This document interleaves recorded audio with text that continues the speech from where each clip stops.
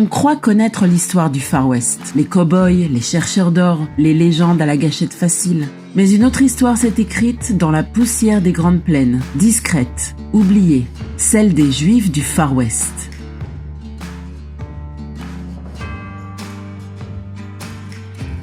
Ils venaient d'Europe, fuyant les pogroms, les persécutions, rêvant d'une seconde chance. À New York, on leur proposait une vie confinée dans les immeubles surpeuplés du Lower East Side.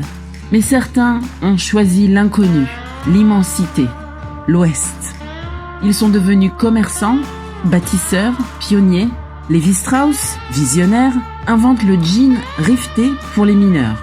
Joséphine Marcus, née à San Francisco, s'enfuit à 18 ans pour écrire sa propre légende et trouve sur sa route l'homme le plus redouté de l'Ouest, Wyatt Earp. Les frères Miller, bouchers en Europe, deviennent les rois des troupeaux sur les terres sans fin du Wyoming. Né dans l'Ouest, personnalité charismatique et en grande partie autodidacte, Ray Frank manifesta des talents oratoires qui firent même rêver certains de trouver en elle la première femme rabbin. À travers eux, et tant d'autres moins réputés, c'est tout le mythe du Far West qui se dévoile autrement.